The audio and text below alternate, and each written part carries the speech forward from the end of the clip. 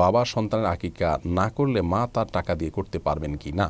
বোন শারমিন, এই প্রশ্নটির সম্পর্ক একটি মূলনীতির উপরে, আর তা হলো ইসলামী শরিয়াতে যেই ইবাদতগুলো শুধুমাত্র শারীরিক পরিশ্রম দিয়ে সম্পন্ন করতে হয় সেই ইবাদতগুলোতে কোনো প্রকার প্রতিনিধিত্ব চলে না, যারটা সেই করতে হয়, যেমন সালাত, সিয়াম, তেলাওয়াত, জিকির, এগুলা যিনি করবেন তারটা তিনি পাবেন, একজনটা আরেকজনে করে দিলে হয় না।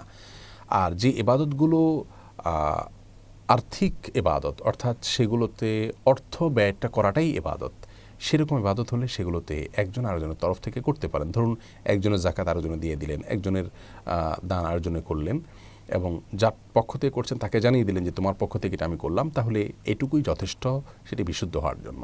আর এই মূলনীতির আলোকে বাবার উপরে সন্তানের আকিকা দেওয়া হলো কর্তব্য, এটা বাবার উপরে বর্তায়, অন্য কারোর উপর নয়।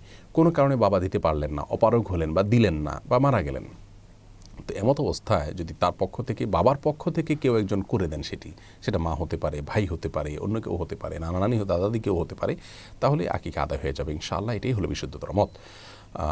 যদি আপনার সম্ভব হয় 7ম দিনে আকিকা দেওয়া উচিত, সুন্নাহ না হলে 14তম দিনে, না হলে 21তম দিনে, আর না হলে প্রাপ্তবয়স্ক হওয়ার আগে আগে করা উচিত। এরপরে করলে অনেকগুলো আমাদের মধ্যে আদায় হয়ে যাবে, কিন্তু যথাসময় আগে আগে করা উচিত। তাহলে খোলাসা কথা হলো, বাবার তরফ থেকে অন্য কেউ যদি আদায় করে দেন আদায় হয়ে যাবে। বিশেষ করে বাবা যদি জীবদ্দশায় থাকেন তাহলে সেক্ষেত্রে তাকে জানিয়ে তার পারমিশন নিয়ে সেটি করা উচিত।